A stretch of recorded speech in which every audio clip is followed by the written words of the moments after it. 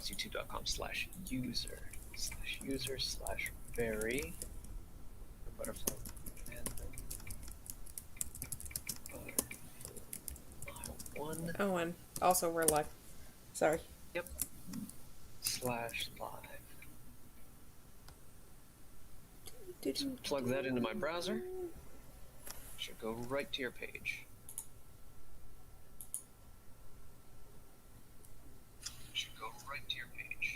There we are. Yay. Yay! Posting So, on some things. Oh wow, why did I do that? Not there. I hate it when you accidentally go on like a main page streams and almost post there. That would be fun. Oh gosh. Okay. I think I'm good. Okay.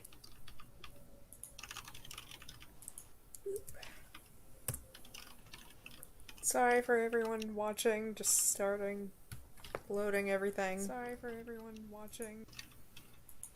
The usual.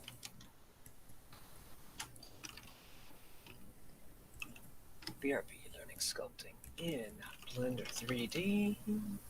Thank heavens for Alt Tab. Mr. Mustache. Yeah. Somewhat looking okay, but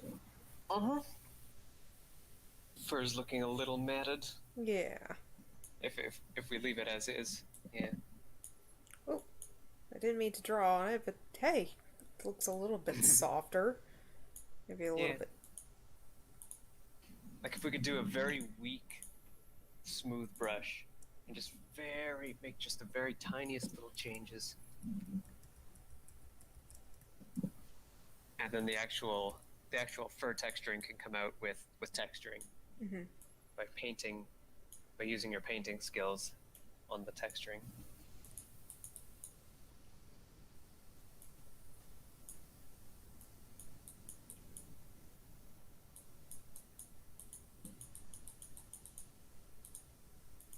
Kind of looks like he's in attack mode.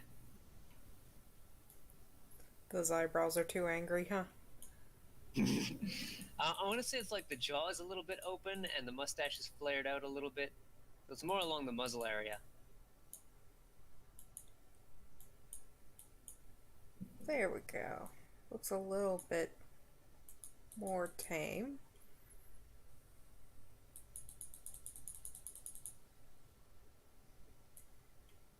Let me just pop out the chat here so I can keep that on top.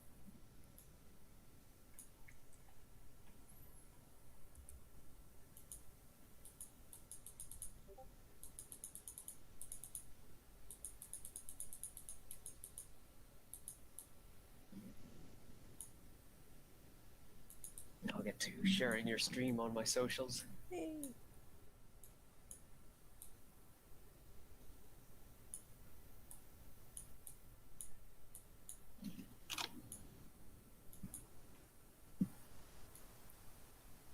I figured have the tongue and mouth out, so it could be somewhat rigged or whatnot. Yeah. Although I will need Have a happy-looking neutral pose. Yeah. Softening up and patching up this mouth because it had a seam. Mm-hmm. Don't forget the stick-on clay method with the Boolean union. Mm. Right. That's something that I wanted to open up Blender myself to play around with. If I go general, general, and then just duplicate the cube, move it a little bit that away, and then give it a modifier, add Boolean union object to the other cube, and hide the cube that I added. Yes, I hide the original cube, and the second one has the first one as a union component of it. And if I apply that and edit, go to wireframe view, there are no internal parts. So yeah, using Boolean union is a good way to add a glob of clay to your sculpt.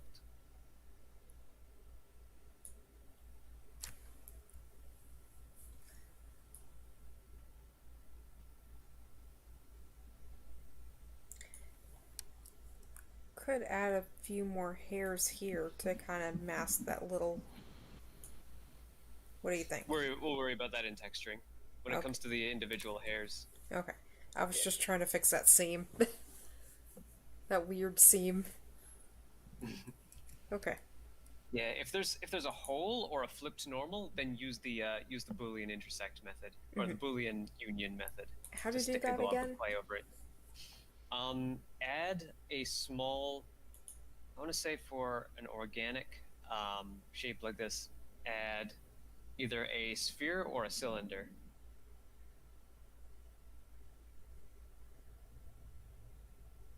So in object mode, add a sphere or a cylinder, and then Oh, shrink it down, and then move it into place. Yeah, shrink it down with S, and move the mouse, and hit Enter or click. Yeah, move it down to like the size of a glob of clay. G, and use G to move it into place.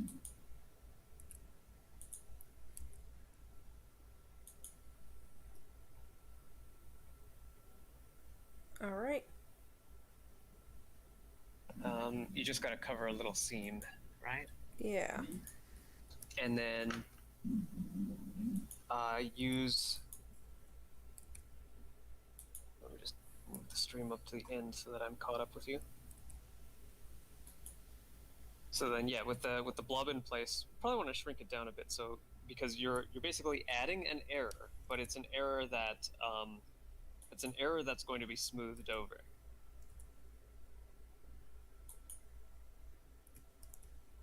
There we go. Essentially making And it you, a clay band-aid here. yeah. Oh, Like you don't have to cover the entire seam with one piece. You could do it in multiple little steps because you're going to smooth it all out in sculpting anyway. mm-hmm. But yeah, when it's where you need it to be, select the dog, All right. then select add modifier Boolean.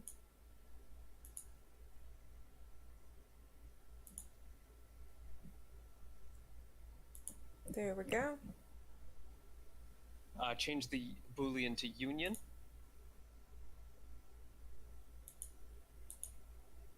And then the object, yeah, the object menu is object, and the object itself is Ah, the sphere you added. what happened? Not that. That was supposed. That wasn't supposed to happen. But yeah. Let's see. Unclick the sphere. Oh, So it might have been a different. This sphere is just called sphere, right? Yeah. yep.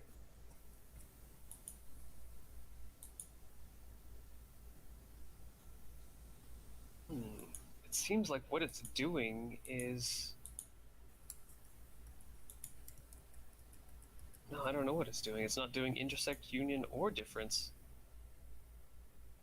Wait a sec. The modifier is on the dog, right? Yes. Need to change it?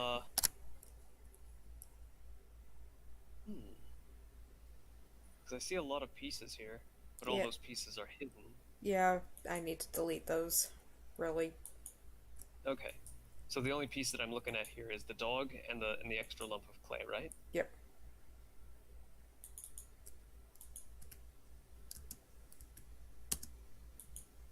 There we go.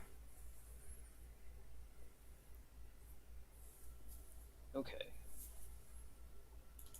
So when you add that to that and union them, it should look just the same. Like it shouldn't actually look different. So union object sphere. There we Nothing should go. disappear. Collection. Hold up. Um, I don't know if that really... no. Collection, uh, collection is all the objects in the scene right now. Let me just redo this. Okay. Because something's wrong. Something is rotten in Denmark. Yeah. Okay. Like, the first thing I'm suspecting is flipped normals, but that's very unlikely, considering how this thing looks.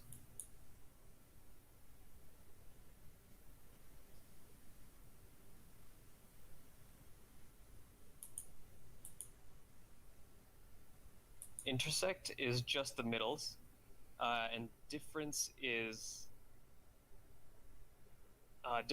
only the parts that they don't share. Oh no, wait, If I... is the first part minus the second. Huh? Union is addition, difference is subtraction. If you're doing it the other way around, then it works. Well, the solver. I changed the solver from exact to fast. Ah, okay. I Let's guess that maybe that works. let's see if that works. Save a separate copy of this. Oh, of the dog. Yeah, I was gonna say save a separate copy of the file so that. But it's fine. If it's working, then try hiding the sphere. It's modded. Well, it's kind of added to it. Good. All right. Then use sculpting mode to now smooth out the sphere back into the jaw.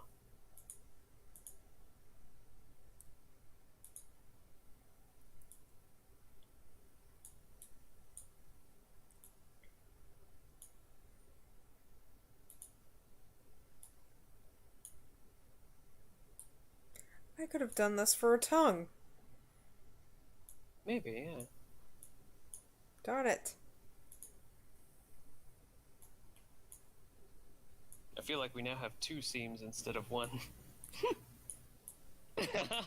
Darn it. You could.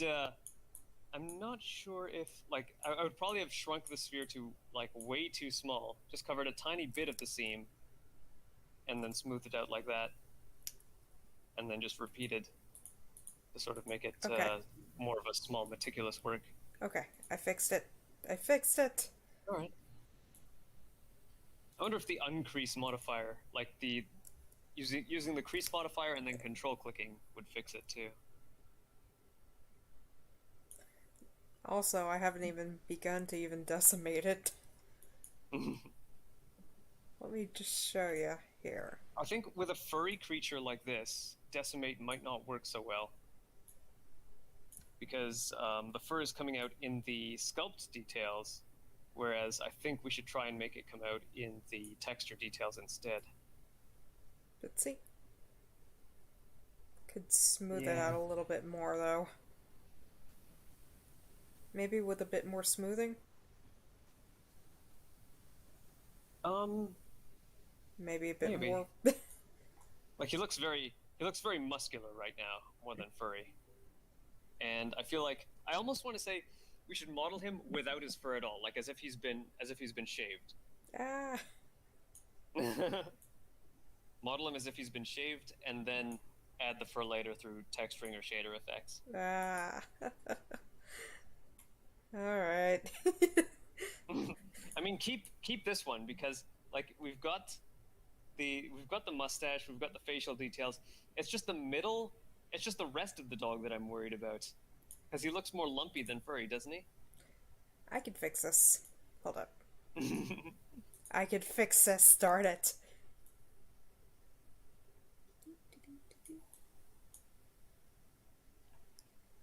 Probably should have done this. Yeah, we kind of want to sort of emphasize his muscles more than his fur in the body. I like floofy dogs. Sorry. We do, but we got to put the floof in after the muscle. Fair, fair. Otherwise, he just looks like he's covered in lumps. That is no problem. See? Yeah, because like floof is lots of polygons, and we could do it in a much more. We could calculate it in a much easier way. Like I don't think even the video like movie animators use that like put the floof into the basic detail, into the polygon detail. There we go. Hmm.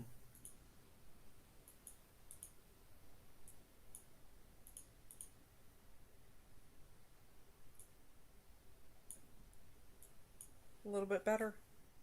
Yeah, you can definitely see his muscles a bit more now. Have you tried modeling Bambi or Sandy yet? I really haven't. Because that might help. Because you've got like a real world pose model for you there, Provided they'd stay still. or at least Yeah. memory to work off of. Like you can tell whether a dog looks like Bambi or Sandy more easily than Mr. Mustache, whom we're kind of designing from scratch here. Mm-hmm.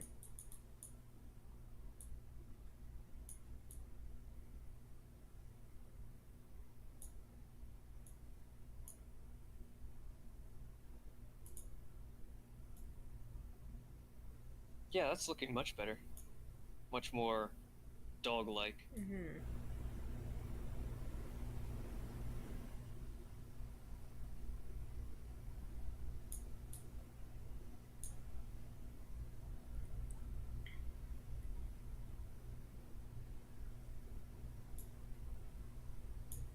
I could just symmetrize it a little to make it even.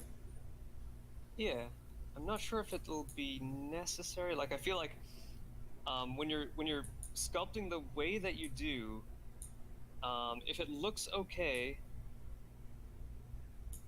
if it looks okay as is, then symmetrizing might ruin it. But if it looks okay just by eyeballing it left and right side, then I would say keep it the way it is. I have defloofed it. Yay. Well, you delumped it. Delumped it. Okay. Yeah, I you got kind of rid have of to know its beforehand that mats. you're looking at floof. Yeah, kind of have to know beforehand that you're looking at floof to see it as floof. Fair, fair. Alright, so now going to object mode. I'm going to decimate this and see how far I go. Mm-hmm. Yeah, these flat details tend to decimate a lot better than sharp ones do, Mm-hmm. because you can't make a sharp detail sharper. Well, it's hard to make a sharp detail sharper without sacrificing polygons That's and then creating 5,000. holes and stuff. All right.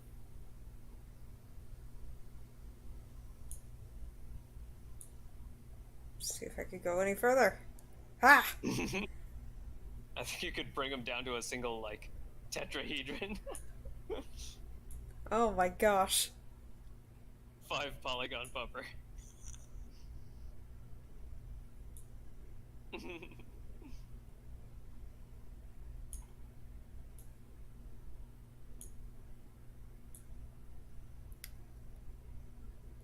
I think during the Dreamcast days, news got out that the Dead or Alive models were something like the male characters were 5,000 polygons and the female characters were 9,000 polygons. Hmm. So if we could have like good-looking characters under 10,000 polygons, that would be amazing. Would 5,800 do? Yeah, Okay. easily.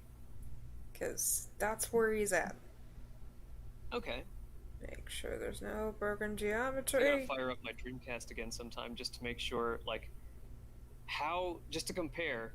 Like back then, those characters looked new and super detailed, and now characters are so much more super detailed. I wonder how primitive they'll look today. This is unfortunate, but it looks like...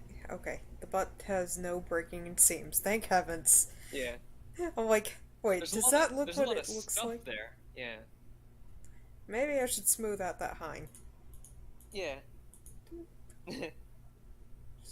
Just a little. Beep. As girl with the dog says, shave out the sanitary areas. Yes! Okay, I shaved it out. Well, might need a little more, why not? Ah, not edit mode.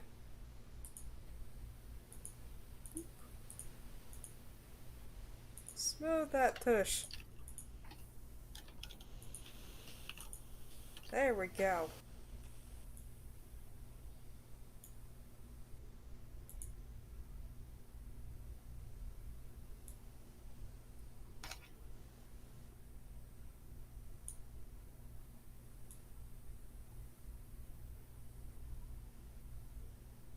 Even 56 doesn't look so bad.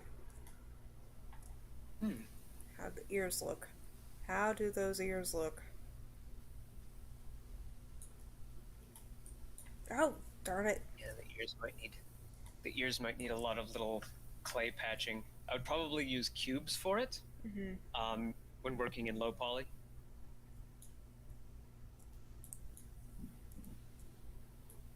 Sorry, I had to get Just because Fred looking cubes are six. ears. Cubes or rectangle prisms would be adding minimal polygons and then sculpting them just the tiniest little bit.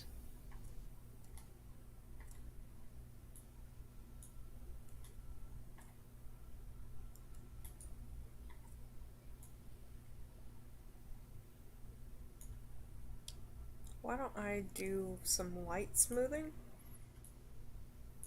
Yeah. Just very, very, very light. Enough to make it a little bit more manageable.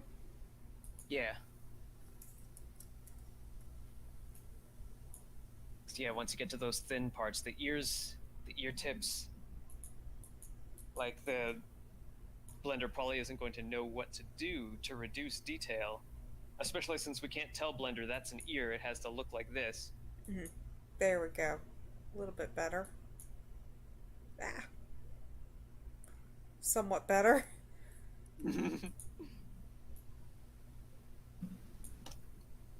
There we go. A little less thin, at least.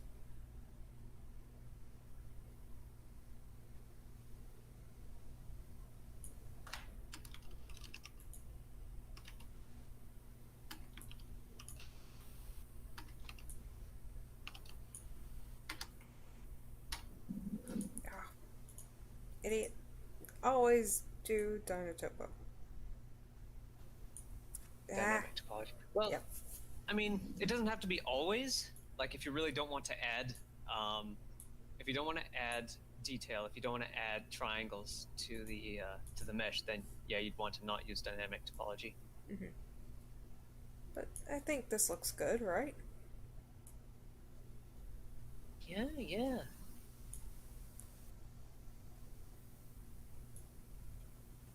Yeah, I'm not seeing any problems there. Not seeing any holes or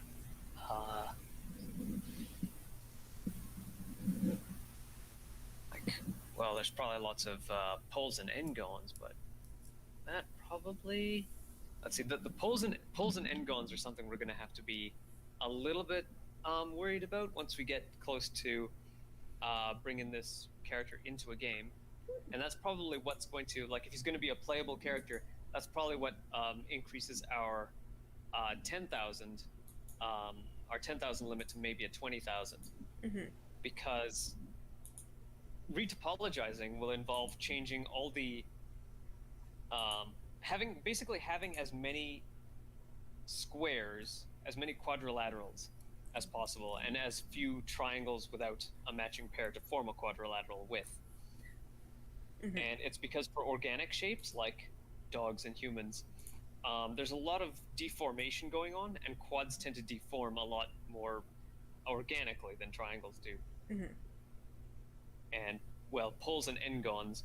N-gons are polygons that can't be broken down into quads, and poles are single vertices with a bunch of edges, single vertices connected to a bunch of edges, like more than 4. Or a pole might be a vertex with an odd number of edges would be a pole. So both of those are totally fine if you're doing rigid objects like, I don't know, an octagon table or something like that. Mm-hmm. But anything that's supposed to bend or smoosh like muscle does, bend or flex like organic things do, you're going to want to use as many quads and as few poles and n-gons as possible. Mm-hmm. And one way to do that is to retopologize. And Blender does have a retopologize modifier, but it is also very processor intensive. And when I tried to use it, like I had to do a bit of tweaking to make sure that Blender was using my GPU to make sure that it would work properly. But when I did it early on, it would freeze my computer. Oh. It would make the model look real good, but it still would freeze my computer. Mm-hmm.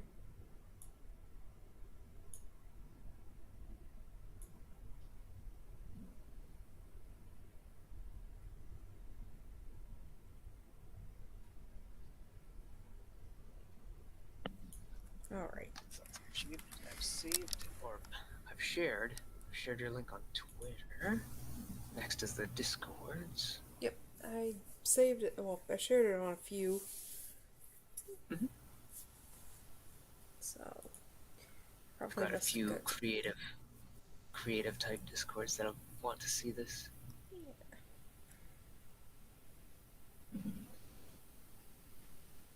He looks like a Scottish Terrier, but at the same time, I'm kind of trying to find ways to make him look more mud-like. Yeah, a mix of different. Like, if we could make him not look like any particular breed of dog, then that would make him a mutt, basically. Mm-hmm. That's where the floppy upright ears, but at the same time, it looks very Scottish Terrier too. So I don't know. Maybe get rid of the eyebrows then, because that is That's very Scottish Terrier. very Scottish Terrier. Okay. Is the Scottish Terrier the one, like, does the mustache come from the Scottish Terrier? As the mustache has to stay. Yeah. Yeah. They can have mustaches. Let me give you a picture of a Scottish Terrier.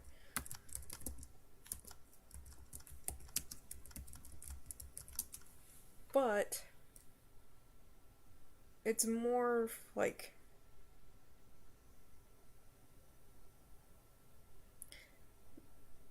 hold up. I'll just give you the Google images search. Mm-hmm.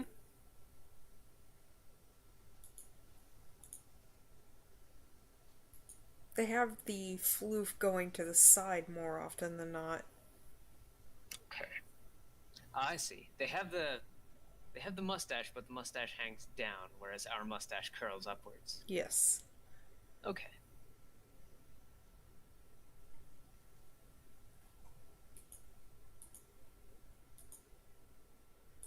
And honestly, per some of these pictures, they look very. I don't know. They have a very oblong kind of shape to them. At least Yeah. to some of They them. look a bit like walking brooms. Yes.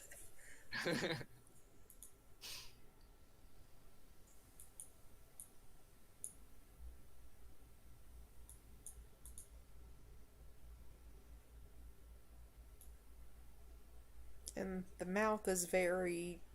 It's short. It's not as long as some of those. Mm-hmm. All right. Because some of those, oh my gosh.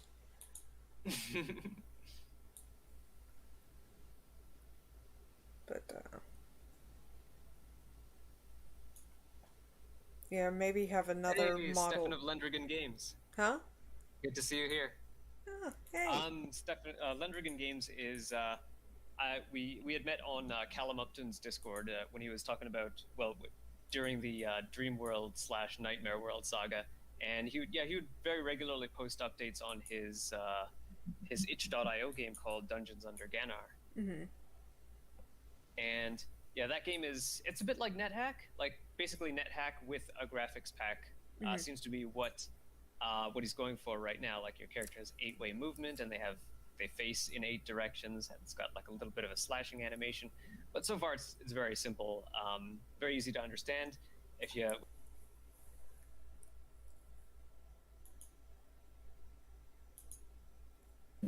but yeah, we're just we both tend to post when we post our updates, we post on that server. So we just started networking a bit, I guess. Yeah. I'm just playing around with this. But See. yeah, Very Random Butterfly and I are working on our games. This character we have here, his name is Mr. Mustache, and we're going to see about making a 3D game in the Godot engine with him. Something like, if you look up Little Kitty Big City, it's a bit like that kind of idea. We came up with just like, you're a dog and you do dog things, and doing dog things saves the world somehow. Yeah. At least maybe in the dog's eyes, maybe not. Yeah, maybe just in the dog's eyes. Yep. But we also might make him an NPC in my big 3D game Too Many. Yeah, we comment on each other's videos. Yep. Ooh. I mean, almost there. Like, look at how 2800 looks. Maybe with. Yeah. Well, I don't know. Part of me is like trying to get this as low as humanly possible. Mm-hmm. But, And as low as possible is probably great because we can always add detail later. true. What you want is like the absolute core of what this thing is. Untitled Dog Game. Yeah, kinda. Well, Yes. you're not a horrible dog. You're a good dog. Well, He you is can good be boy. a horrible dog, but, Well, I suppose, yeah. But that's not the objective. yeah. In your You quest to complete your save the objectives that way. world. Yeah. All four corners of it.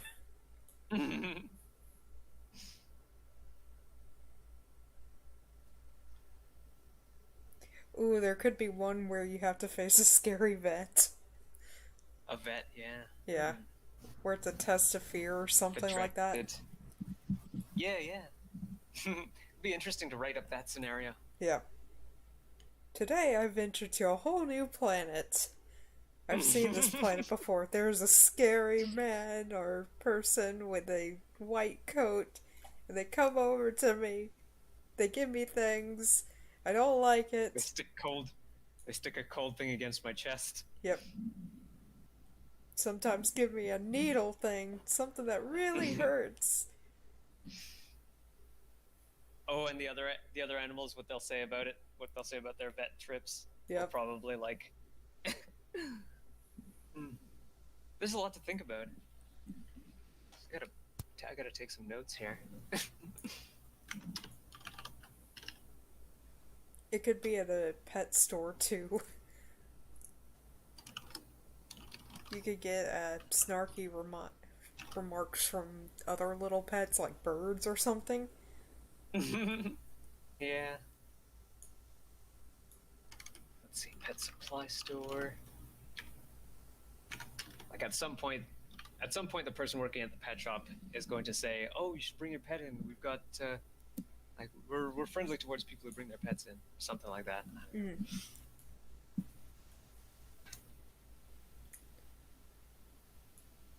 Yeah, I remember that happening when I was when I had just moved to this area. There were a couple of pet food stores to choose from, and I would go to one, and there'd be like a cat in this huge, like, I want to say like luxury cage. Mm-hmm. I mean, that's kind of a what is it? It's kind of an oxymoron because like it looks luxurious, but it's still a cage. Yeah. But it's for the animal safety in this kind of scenario. But yeah, an animal up for adoption, and there were signs going like, "Please do not poke at the animal. Please do not touch the animal. Do not take the animal out of the cage and hold it." Yeah. Apparently, that's been a problem with people. Too many people wanting to love him and hug him and name him George. Yeah. You have to face a shadowy ogre with a giant knife-looking thing. She intends to stab you. Yes. I mean, if it were like, I'm imagining like a surgery situation, but you would be under for that. You'd be under for something like that. Maybe like booster shots that Oh, dogs yeah. have to get. Because it's still, a sharp, shiny something that they're trying to stick you with. Yep. The dogs don't understand. All they know is that it hurts, but then they get it something like a treat or Maybe a Yeah, stick of peanut butter afterwards. yeah. I heard this one story. It was a dog that they were spending hundreds of dollars on medication, and they couldn't figure out why this dog was feeling so bad. And then they discovered the dog was allergic to peanut butter. And guess how they were Oh. feeding the medicine? Mm-hmm. Through Now, peanut it wasn't to where it was hurting the dog. It wasn't, they butter. just weren't feeling right. Mm-hmm. But yeah, Oh yeah. the poor baby was allergic to peanut butter. And they were paying like for high end antihistamines for the dog and all this and that. Like, you were literally giving him the one thing that just made everything worse. Mm-hmm. It's like it reminds me of like I've always had like dry skin, so I'd get lots of nosebleeds, and my parents found out they started like sticking mineral oil in my nose, Mm-hmm. and I mean that helped, that reduced the nosebleeds, but I had like a mild allergic reaction to the mineral oil, and of course my parents like this is their first they're the first generations here, so allergies were kind of a an unheard of thing back in India, so it was like um, they just figured like allergies. Well, from what I remember, they figured allergies were just someone who didn't like something, Oh, crud. who just really strongly didn't like something. Yeah, so saying you were allergic to something didn't mean anything. Crud. That is not good. Yeah. Hi, Mew Mew. Gunstars finally arrived.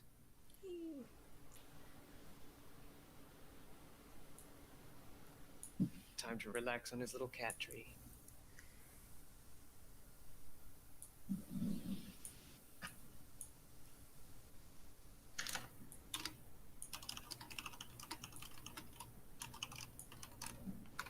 Yeah, I don't see like nowadays when I go to the vet, they've got like a big tub of uh, like big meaty dog treats and little meaty cat treats. Nothing, no peanut butter or human-looking foods. Mm-hmm. There are, like, Petco, for example. They do Mm-hmm. have some dog treats that look just like cookies and whatnot, but they have carob in them. Ah, okay, yeah, yeah. When Gunstar got into uh, my melting chocolate, um, he didn't get into much. Like it was because I had spilled some. Oh, how did it happen exactly? Like I somehow got melted chocolate. There was a big splatter of melted chocolate, and some of it was on the floor, and it looked like he licked some of it up. I would say it was about maybe half uh, half a milliliter, around half to 1 milliliter. And yeah, I rushed him to the vet as soon as I could, and got them to make him barf it back up. Mm-hmm. Yeah. And yeah, like since then, I had just stopped working with melting chocolate and started ordering carob chips. Mm-hmm. And carob's kind of nice. It's like it's like dried fruit mixed with chocolate. Right. It's somewhere between dried fruit and chocolate. It's Yeah. not bad. Because it's like chocolate, but it's definitely something different. Yeah. And just to be extra safe, I tried giving some to Gunstar, and he didn't even like it. So if I spill it, he probably won't care. Ha! Bonus points. Phoenix is here too. Hey, Phoenix.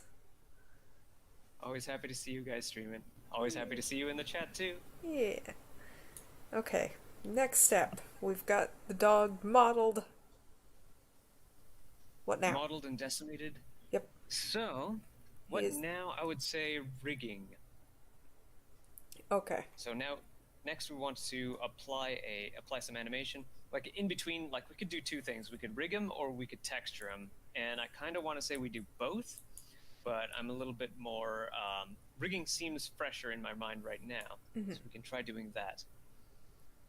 All so right. if we add a bone, or yeah, like I think you can just add a bone to the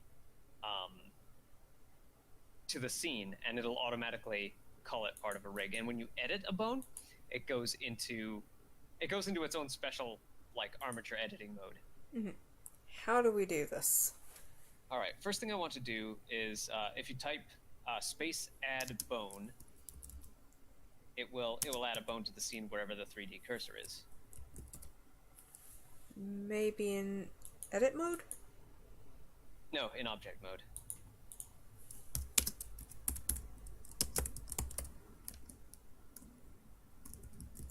Either add bone or add armature, if add bone doesn't work.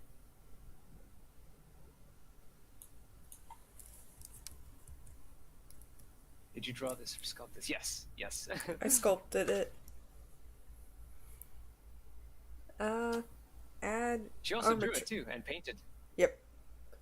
So. I believe she has a painting of an early painting of. Yep.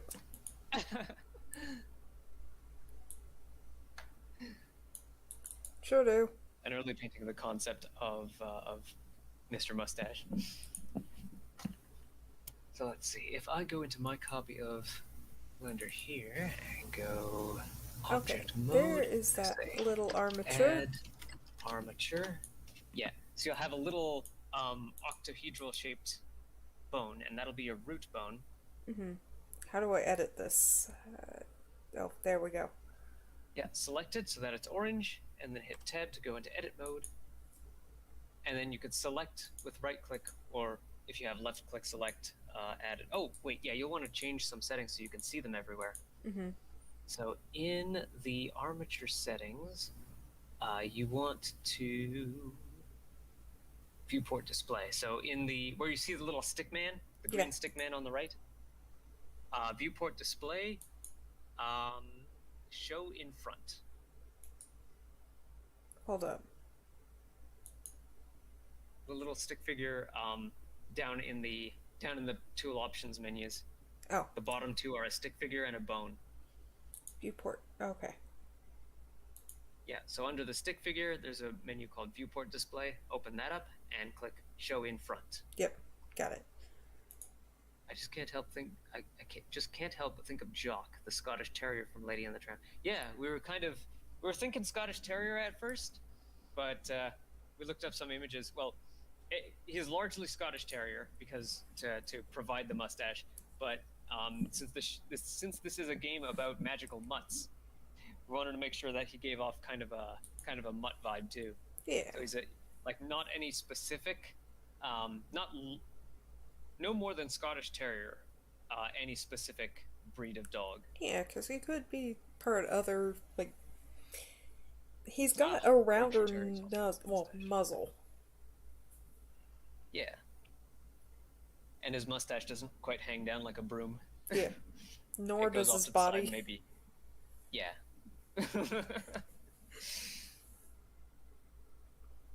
The whole dog just looks like a walking broom.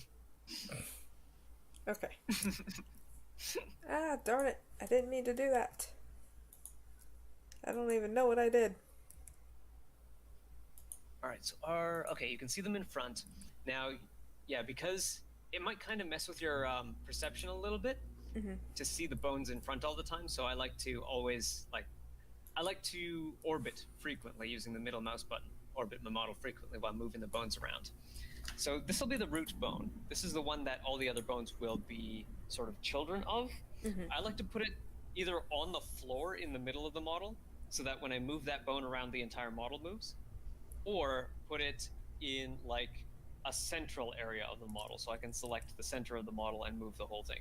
How about just basically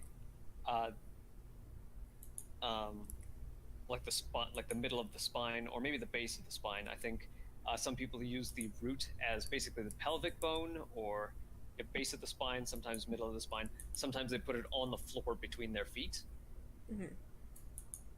Whichever one will make it seem like, if you see a dog figure, where do you move it around? Like, I would probably put it in the middle of his spine, maybe. Yeah, because like the head bobs a lot. Yeah.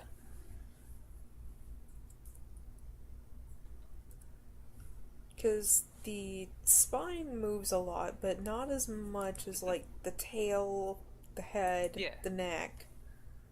We're also talking about how when a dog wags his tail, you can also see like the back bending a little bit. this way and that. Mm-hmm. So I would say maybe, let's see, we would go for 3 bones in the spine, right? So this bone should be about 1/3 of the size of the spine. And we Okay. can extrude forward and extrude backwards. There we go. Sound good? Look good? I want to say a little smaller, like maybe 2/3 that size. Yeah. Or I might have to catch up the stream. Yeah, all right. Yeah, YouTube streams always fall behind a little bit for me over time. Yorkshire Terriers, huh? Mm-hmm. I gotta see this. Hold up. I remember Oh someone on my gosh. local. They're cute, but yeah, they're more floof. They fall behind for everyone. Okay, that's reassuring. Well, not so much in that YouTube needs to fix their streaming a little bit, but They're yeah, just. there's someone on my local Discord talking about they called them Yorkies, and I'm like, Yorkshire puddings? And she's like, no, Yorkshire Terriers. So I was so confused. I didn't. When I hear Yorkie, I think Yorkshire pudding for some reason. I can only imagine the amount of care you'd have to give for haircuts and all that for this. I mean, look at that floof. Mm-hmm. I'm sure. I'm almost sure.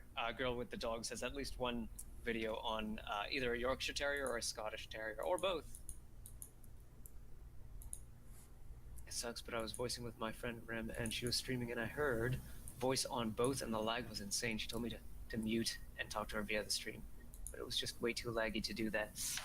Yeah, it takes a while to figure audio out, depending on how you're streaming audio with multiple people. How do you add more bones? Oh yes, go into edit mode, select the armature, go into edit mode, select one of the ends of the armature, and hit E to extrude. Okay, there we go. We are in business. So about like right there, you think? Yeah, yeah. See, that goes right up to the shoulders, and that will extend up to the neck, and then maybe one to the front, one to control the upper jaw, and then 2 more to control the ears. Hold up. Let me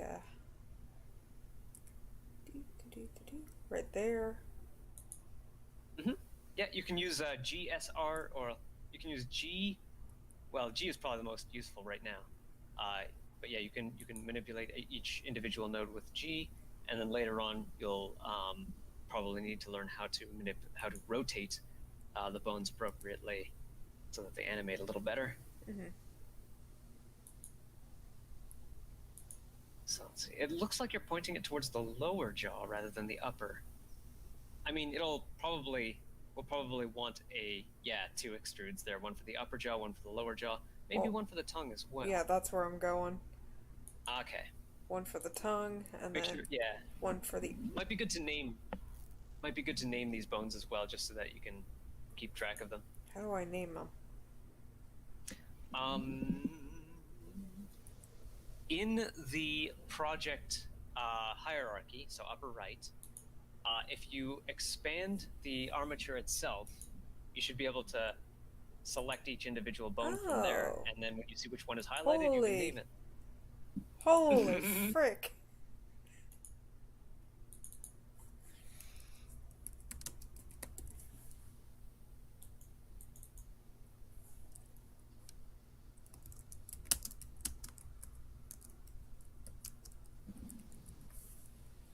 I wonder why it does that. It does look lower. The spinal bones, like I would probably move them up a bit, but considering that we're probably going to use these bones to influence the entire torso, for proportional deformation, I think they're in the right spot. Like, yeah, my first instinct when putting an armature to a model was let's try and mimic the human skeleton. But the human skeleton has 206 bones, and most of them don't do the job. Don't do a job that an armature does. It was just how the program made it look. Sorry. Oh, okay. Oh, do you mean no? Wait, no. Like the bones being in front is on purpose, so that they don't get buried by the model. Or the bones looking like they're in front. They're just being drawn in front, but they are in the middle of the model. But yeah, one thing you do want to armature like a skeleton is the hands. Well, at least the fingers. The middle of the hand doesn't have to be. You don't need 4 bones for the middle of the hand. But the fingers, yeah. Like even with low detail fingers, having 3 bones in each finger is important. If you want the camera to look at the hand and have it grab stuff.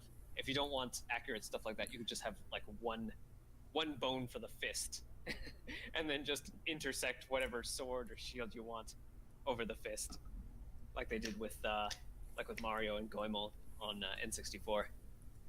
What do you think? There or here? And you have a little up and down movement too. Like we already have a bone for the neck. But it could... Oh right, we're gonna need 1 bone for each eye as well. But that's something we'll deal with later. Once we're gonna have to. I'm just writing this down for homework, but we're gonna have to look up again how to do detached bones, so that the ear bones and the eye bones can be where they need to, or at least be close to where they need to.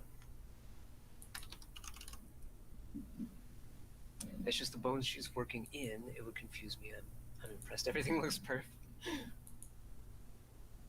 Yeah, she's making amazing progress. This is now like the 5th time. Like the number of times you've opened up Blender can be counted on one hand, and you've already gone this far. Like I feel like you're gonna get scooped up by Pixar or something, land yourself $1 million contract. Ah, not really.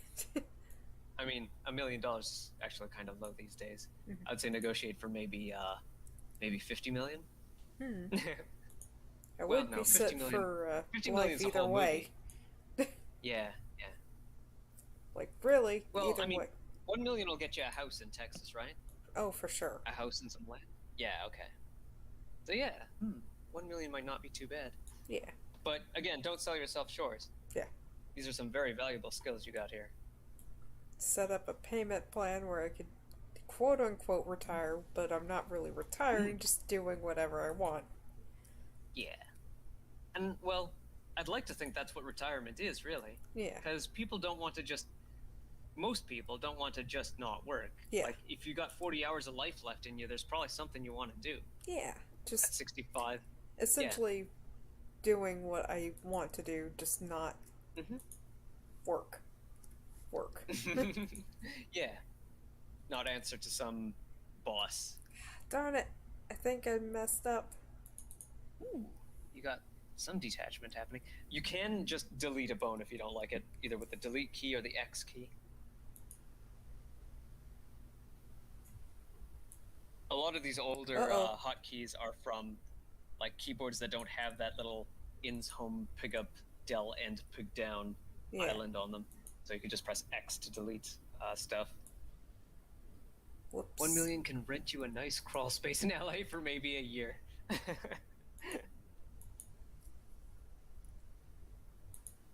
I would say part of me wants to go to somewhere where it's not that populated, at least middle-sized town, but at the same time, one big issue like I'm is thinking about those paintings. Internet access. Yeah. If I have to deal with like something like HughesNet, maybe not. Satellite internet. Those paintings that you put out there, and I think like that's the kind of place you want to build your house, isn't it? Yeah. But you could be one of those people that like builds their own internet. I think they have to rent like cable usage from whoever put down the cables or something like that. But yeah, there's someone who wanted to provide better service in his neighborhood, so he just built his own internet service provider, and eventually, like, he was part of a small town, the small town just kicked out the big telecoms in there and Hmm. just ran their own internet from then on. I don't know if this will work in a big city, but like I feel like it should be able to scale up. Hmm. I feel like one of the most messed up things here is that you only have two options for internet, and they're both terrible. Oh, yeah, it's AT&T and Comcast. yeah. It's kind of the same here. We have the big telecoms, and you do have smaller options, but because nobody talks about the smaller options like Tech Savvy or Dolphin, Lightspeed, and Dolphin Tech, because nobody talks about them, you feel kind of lost if you want to use them. Whereas if you use one of the big telecoms, you can all at least commiserate over how bad they are. Right. Because one of them is AT&T, and AT&T is just a monster behemoth of a company. Mm-hmm. Yeah, over here we have Telus and Shaw. Oh wait, no, we have three: Telus, Shaw, and Rogers. Lundgren Games says high-speed internet is a pretty safe gamble in suburban areas. Hmm. True. So I guess it's a compromise between like a vast countryside and a I bustling city. know. That's why I'm like Middletown, because also I don't Mm-hmm. want my only option for shopping at grocery stores to be either HEB or Walmart. Because Or to HEB, go out to a farm. yeah. Well, to be honest, that's not an option. In a lot of smaller towns, Walmart is the economy, sadly. They killed a lot of small businesses. Mm-hmm. I remember seeing the South Park episode on Walmart, and I didn't really understand what it was about back then. Mm-hmm. But I can kind of like I feel like I need to review it and like see if I could understand it a little better. Mm-hmm. But yeah, I definitely understand it in how just like there are no mom and pop shops around here anymore, and Walmart isn't even that like it's prolific, but it's not as prolific as it is in the U.S. Yeah. Like we do have our own big company, Loblaws, that is competing against Walmart, Hmm. and they have a shop called Superstore, and I think they own Safeway, and there used to be a grocery store called Food City. Mm-hmm. That was shut down. If they own Safeway, they also own Randall's. Randall's is a chain here Ah, that has Safeway yeah, I haven't seen a products. Randall's around here. Thundergan says, I love the ending of the Walmart episode because, yeah, that twist is human nature. Yeah, it's something I'll have to go back and see. I only have vague memories of it.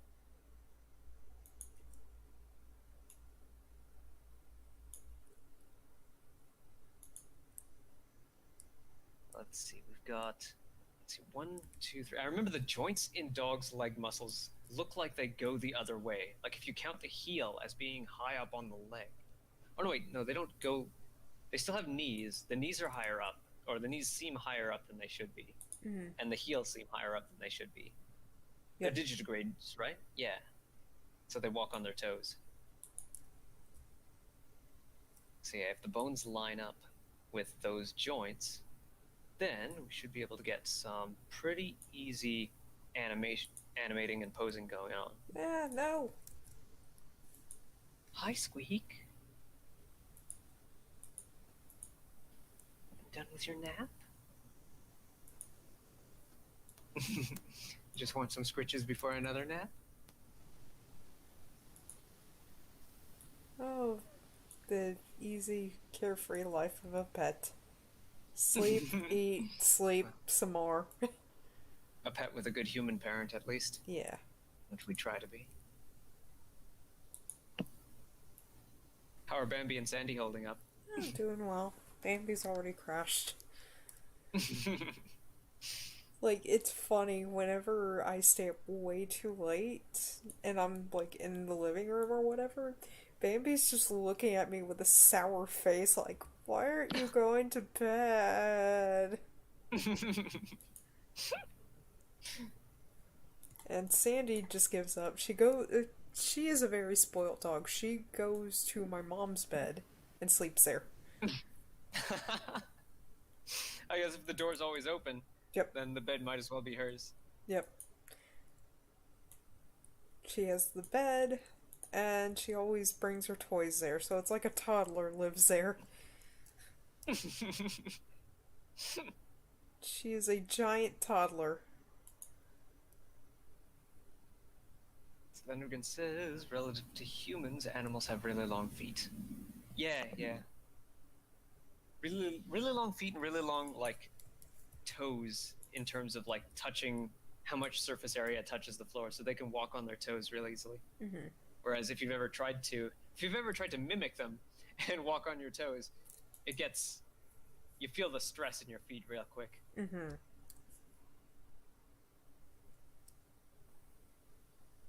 Suddenly high heels come to mind. Ugh. Like, I've tried wearing them just because, oh, Yeah. they look pretty, and I've got two You're left. basically walking on your toes all the time, aren't you? Yeah, If you're I've got. walking in high. It doesn't help that I have two left feet, so pretty much a walking liability at that point. Mm-hmm. Oh, right. For posing the bones in the armature, it's usually best to stick to the three angles, the top, front, and side angles to line things up.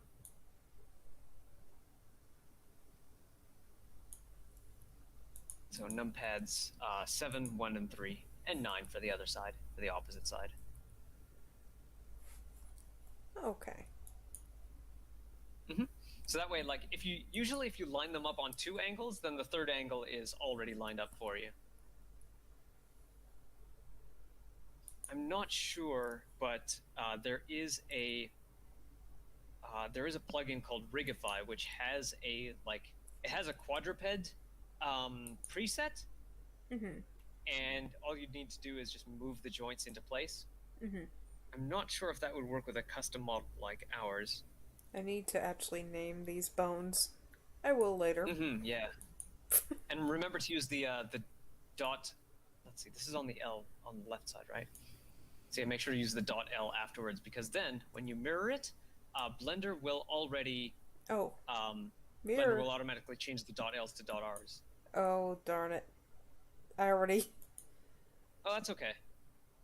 We have a less than symmetrical model to work with, so maybe this will make for good practice. I could Hello, always. Rook Cove. Rukov. Just a reminder that you are awesome and we are lucky to know you. Yay. Yeah.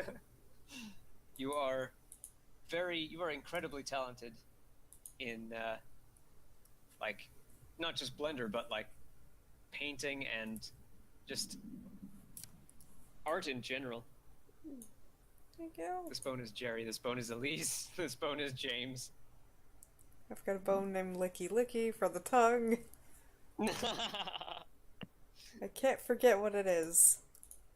slobbery slurper. Yes. See, I feel like there should be another bone in the leg, because there's like a knee, and then back to the hip. Right? Yeah, there should be a forward bone somewhere in there for the knee, in the back legs. Okay. Don't you think so? I could fix that. Right there. Right. Yeah, yeah, somewhere around there.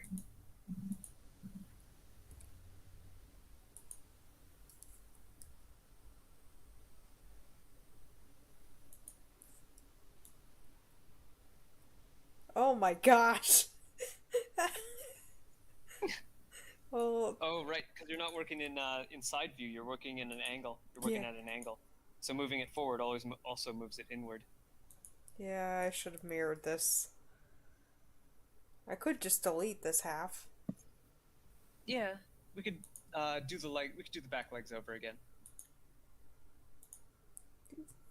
It is now an exoskeleton.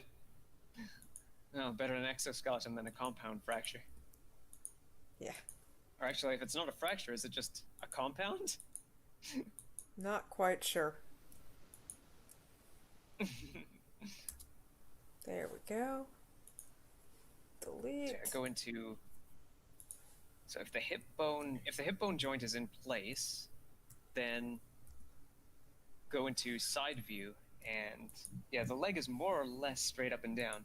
So we could model out the armature that way, And just and then just do little adjustments in 3D view. delete these bones.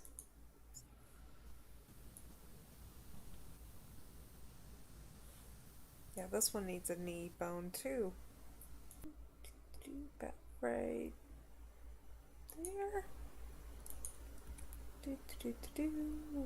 With numpad 3. Hmm? Because yeah, trying to move them like this will move them inwards or outwards if you aren't at an exact angle. There we go.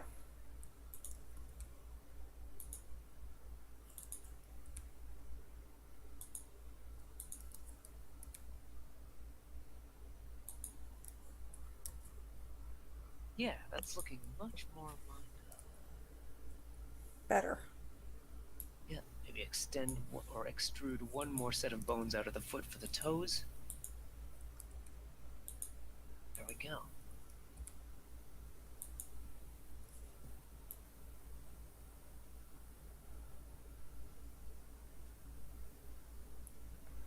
Now for that tail. Yes. And the butt. Mm-hmm. Ah, darn it. So how many segments would you say would make a good, like, dog wagging tail? Well, for one, gotta have one for the butt. Because the butt Yeah. shakes a lot when the dogs are wagging their tail. It's adorable. My cousins had a dog that had well, basically no tail, and it was the funniest thing It whenever was she just shook her wagging his tail. butt. Cutest darn thing, though. Yeah. I remember one friend of mine had a large dog, but when she wagged her tail, you could see her wagging her whole body more than wagging her tail. Yeah, there we go. Maybe one for the torso, too, because the torso shakes, too, a little. Yeah. That's why I was suggesting three spinal bones. Okay. Maybe one Because right. yeah, the tail's an extension of the spine. Maybe one right But the here. three um Maybe not I'm not sure what. torso. Yeah, that kind of goes into Maybe everything I else. think yeah, I'm not sure actually. I feel like if you move the neck bone up a little bit, then that'll give more influence to the top spine bone. Hold up. I should have one for the most important feature. Because we want to avoid redundant bones here. Mustache bone. Yeah. Mustache R or mustache L. Yeah.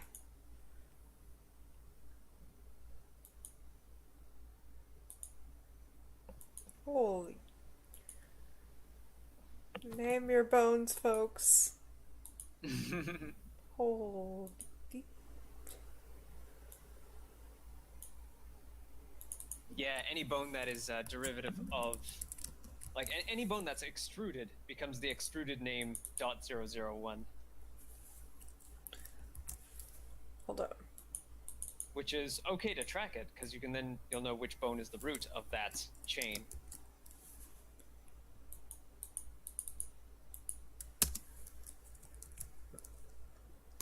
But yeah, it doesn't necessarily make it useful for identifying that bone in particular.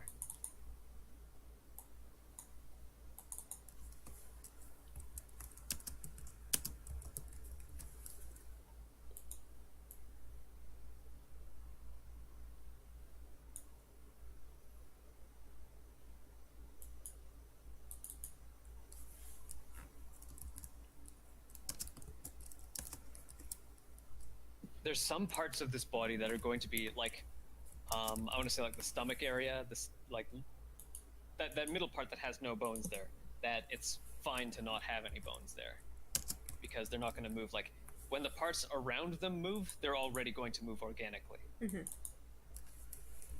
So that makes armaturing easier than you might think. Mm-hmm. You only really need bones in the places that need a lot of movement, or where people are going to be looking for detail, like in a dog's wagging tail. The belly may need jiggle physics, though. Yeah, maybe. Like I was just thinking about Gunstar here. He has, while he was growing up, he had a big tummy pouch, and that is apparently a thing for male cats because when they fight each other, that tummy pouch protects them from the back leg scratches. Mm-hmm. But as he has grown up, he's kind of lost it. He hasn't been fighting, and like he's generally grown up kind of a skinny cat. And the last couple of years, he's not had any opportunity to meet any other pets, so he hasn't been fighting, and most of his playing has been chasing the lasers. So he's kind of lost the tummy pouch. Hmm. Mine always had that little tummy pouch when I had a cat. Hmm. It might have to do with their diet too, because I know that I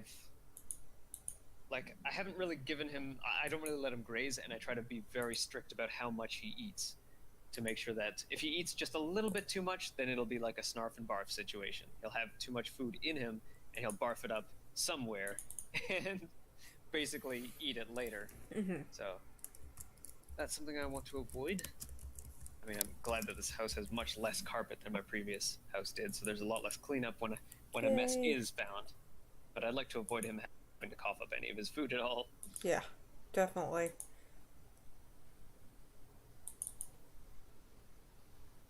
So it might be that having smaller meals has also reduced his tummy pouch. Mm-hmm.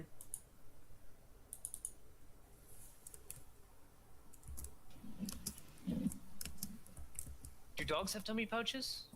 I I don't don't think they fight the think same way. so. No. Yeah. But I remember when I had a cat, he had a tummy pouch, but he was also a chunky boy. Like my pets are grazers. They eat whenever they feel like it. Mm-hmm. Yeah. Same with Sandy and Bambi? Mm-hmm. Okay. Bambi's adorable when she eats. What she does is she'll take a single solitary kibble, walk around with it, and then bite on it. A social eater. Yeah.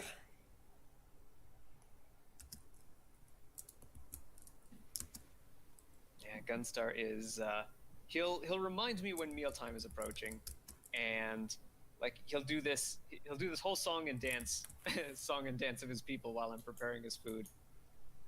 Just No. earlier today I saw a there was a video of a kitten like trying to reach for a bowl of like pho or something, Yeah. just not cat food, and the bowl was being taken away. Oh wait, yeah, you retweeted it, yeah. Yeah. And cat just lets out this long meow, and that just reminded me of Gunstar because that's how he was when it was like when food was imminent, just a long screech.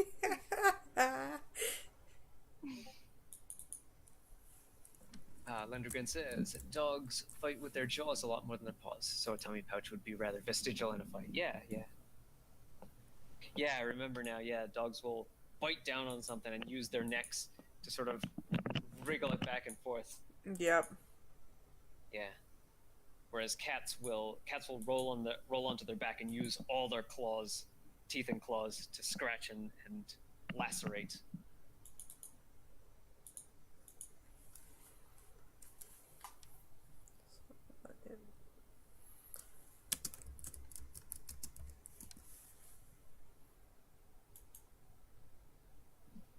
If we do have a battle system in this game, we do have kind of a cat mode in feature creep. Mm-hmm.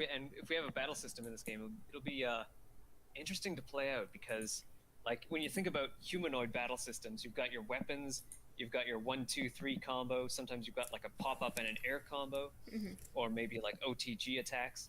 And it'll be like we'll have to think of a completely different system when we're fighting as a dog or as a cat. Yep. Then there's the alligator clamp down and spin around. Mm-hmm.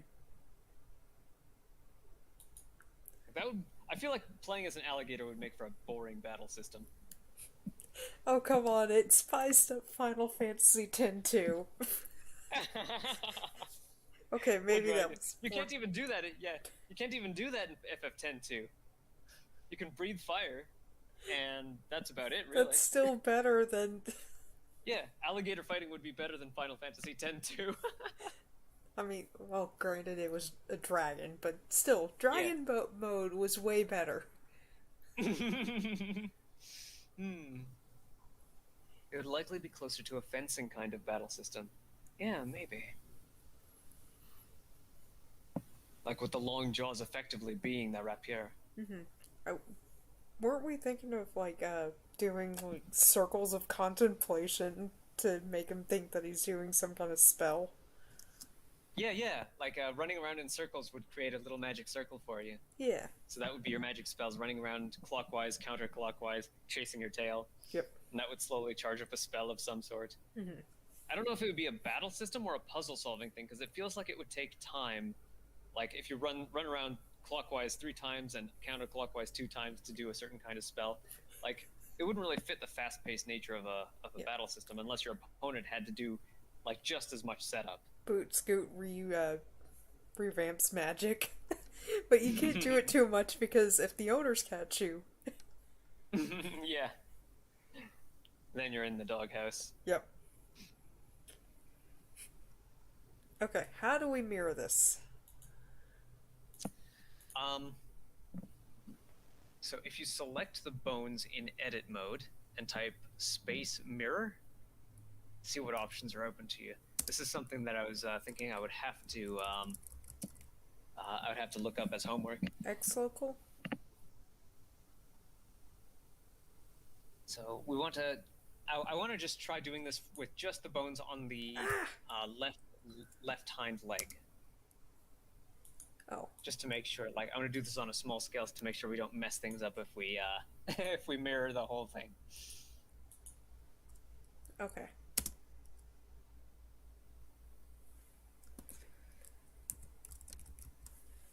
So did you name them with .l?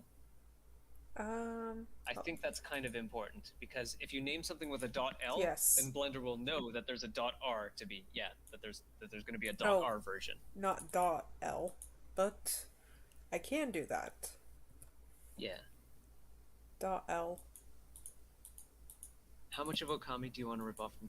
I actually haven't played Okami yet. I played it a little bit, but I was thinking this is very much like Zelda with a dog, and I've got Zelda games to get through. I've still got Zelda games to get through.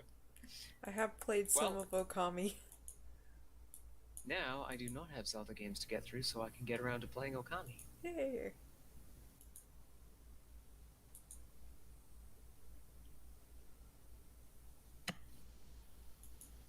But yeah,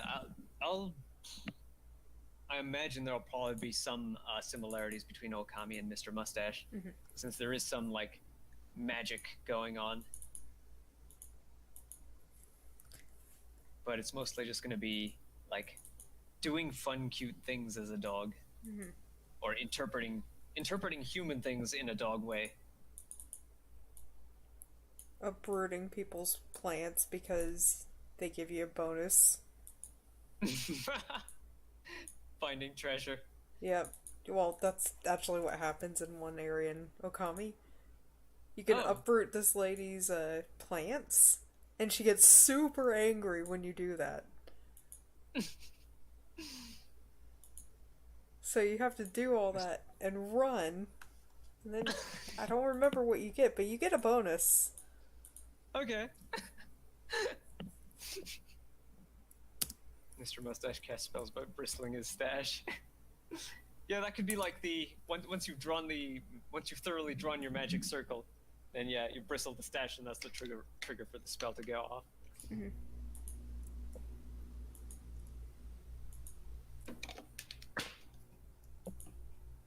I have some Four Sigmatic mushroom coffee with me today. I'm trying the they sell it in instant packs, and I feel like the instant packs are a bit weaker than the brewed, but I also feel like this is what it's supposed to taste like. Whereas when I brew coffee, I think maybe I'm burning it a little bit. Hmm. It's nice though. It's pleasantly coffee-y and like mushroomy enough for me to feel like I'm buying something different from normal coffee. Yeah. Okay. Which is what I hope for. So I am mirroring it, but the thing is, it only moves it to the other side.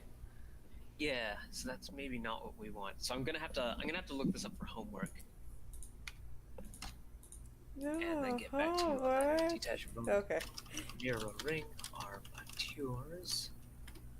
Yeah, this is something that I looked it up before, but it's been a while, so I'll have to look it up again.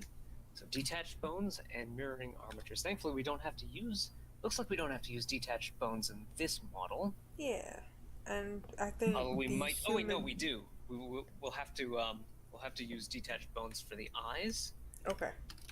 eyes, and possibly the ears, eyes, ears, and mustache. More mustache bones. Well, no, I mean, like right now, if we try to do a pose with a mustache, it will, uh, like we have a bone going right from the back of the neck all the way to the tip of the nose, so that the mustache bone can be positioned properly. Mm-hmm. Whereas that bone is kind of a redundant one because we already have a bone for the upper jaw, tongue, and lower jaw. Like we Mm-hmm. might even have to detach the bone for the tongue too. We might not have to, but it might make things easier if we just had one bone that was dedicated to moving nothing but the tongue. True. That wasn't anchored to some. That wasn't anchored to another bone. Has the Yes. psilocybin kicked in yet? It's lion's mane and chaga mushrooms, not psilocybin or psilocybin. But yeah, it's hashtag not spawn, but it's from Four Sigmatic, Hmm. and it's something I was curious about when I saw other bloggers who were sponsored talking about it. Um, like I noticed a difference, but I want to see if other people notice a difference as well, and also are not sponsored, and that they notice a difference. Because then I can really like, then I feel like I can really vouch for it. But right now, it's just a nice tasting coffee um, that it's a coffee, a nice tasting coffee that I can subscribe to. Hey.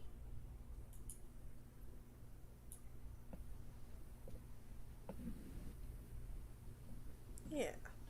So I'm guessing homework.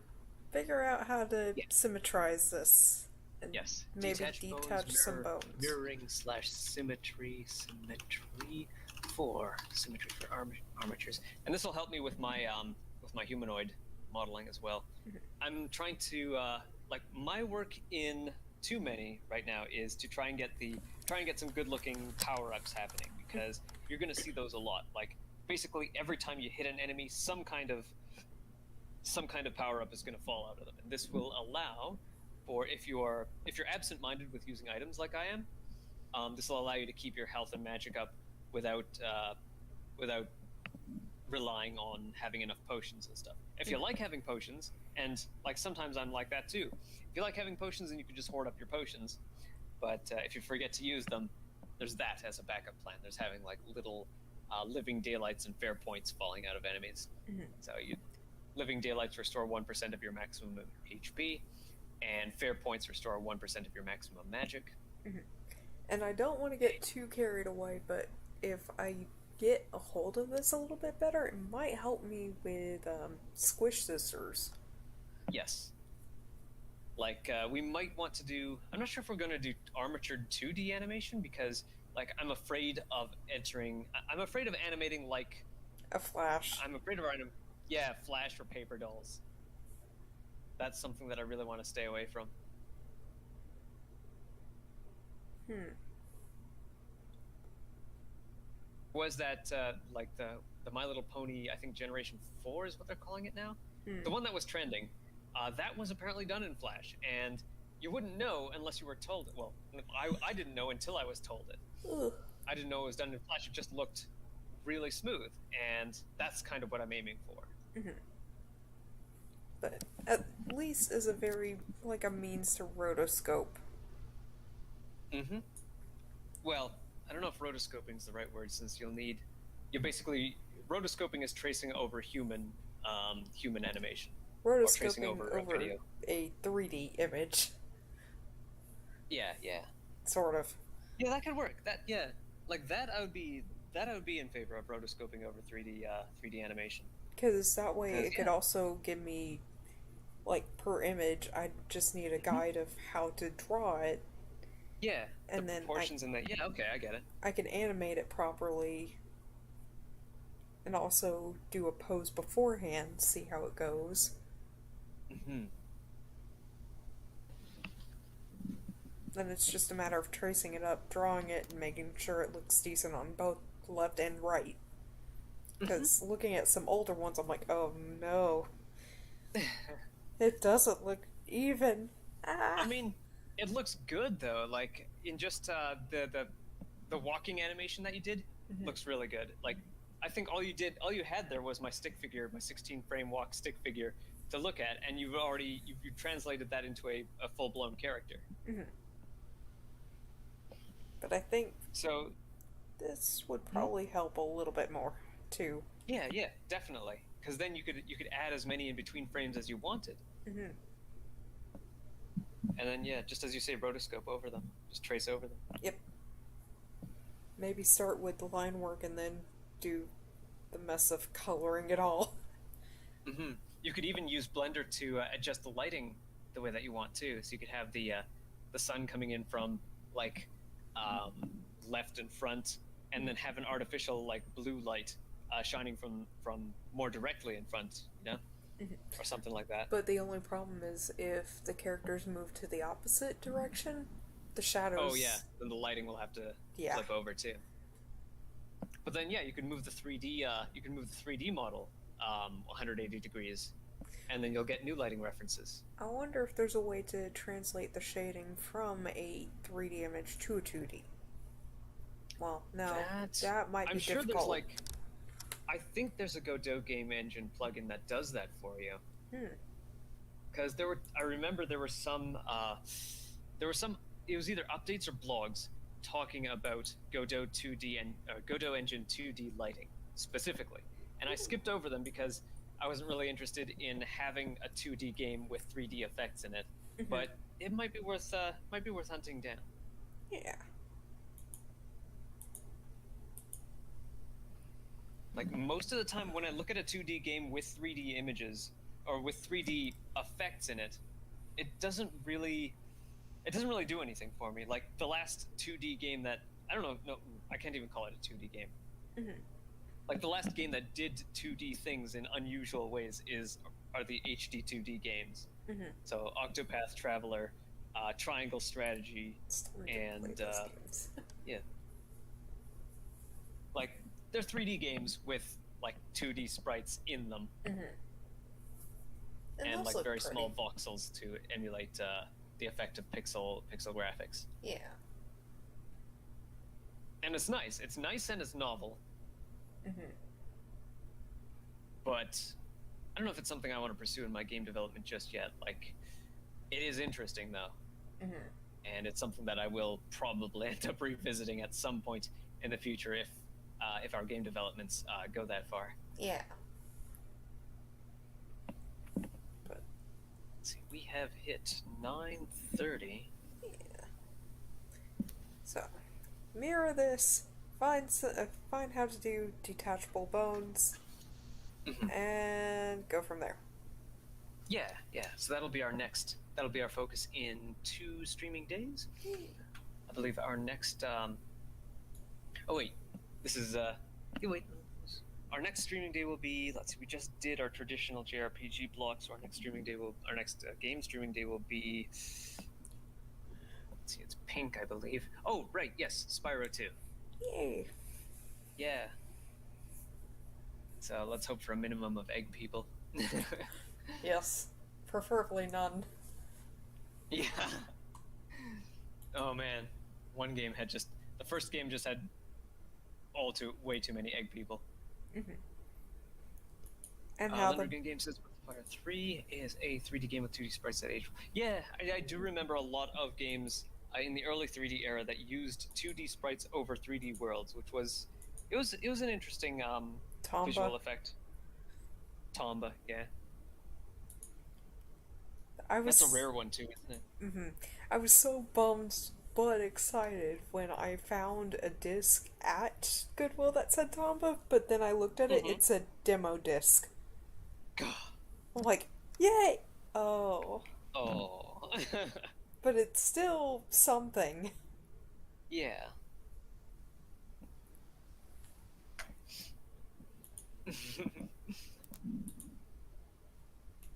I don't know. But just a matter of playing around with it. I think that would also help with a lot of the weird poses that you'd have to do because punches, Oh yeah. dances, the I think occasional. Phoenix was even telling us about like there's 2D drawing programs that let you have 3D pose models. She pointed one program out to me. It's somewhere Live here. 2D cubism. I know she had a bunch of videos out showing how to do stuff in live 2D cubism. There's also Clip Studio Paint Theroid and Procreate Studio? for tablets. Oh, Vroid, right? Yeah, she had pointed that out to me earlier about character creation, and yeah, we were talking about like anime style character creation. There was Vroid Studio and MB Lab for Blender, and I believe MB Lab is now included. It's either included or it's a standalone open source thing. But yeah, both of them let you have like there's Vroid Studio, there's MB Lab, there's also Make Human, which is a standalone program based on Blender, specialized to creating uh, humans and humanoid characters. But MB Lab and Vroid Studio let you create anime style characters. I'm not sure if I want to use either of them. Like they both look interesting, but depending on the character that comes out, like the kinds of characters that come out of the character creator, um, like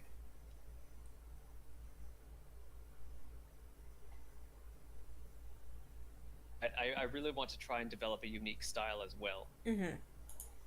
So I might use them to create a base character and then just sort of adjust things with Yeah. the base character to have something um, more more that would be recognized as us. Like when I say uh, who do I'm thinking about someone online, like well, Phoenix for instance. When you see a character that Phoenix draws, you know it's one of hers because it has unique stuff about it. It's not exactly anime, but it's also not exactly Western style, Western comic or cartoon style. It's very It's pretty. somewhere in between. Yeah, it's somewhere in between, but it's also something that only Phoenix can do. Yes.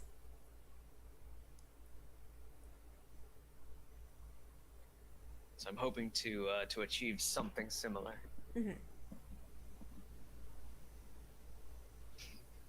So shall we close out your stream for today? Yeah, sure. Let's put this up in 2 more days. Yeah. Alright, It'll everyone. be Uh, do you have any blurbs you need to, um, Oh, well, yeah, if you'd like to support our projects, then we have a Patreon, patreon.com/QMulative. I'm hoping to get 1,000 Patreon subscribers by, well, soon. I'm just sort of pushing for 1,000 Patreon subscribers as soon as I can. And I hope to, like, with that, I'll be able to continue working as normal anymore, and I'll be able to get these games out faster and hopefully even better. But that's all I've got to plug for now. alright. Thank you everyone for watching. I guess, gonna be starting to do more of these so that way we can get some more production and whatnot. Cause, yeah. But, anyway. Gonna learn this as I go and figure out how to get this done. Mm-hmm. Alright. Bye everyone. Bye.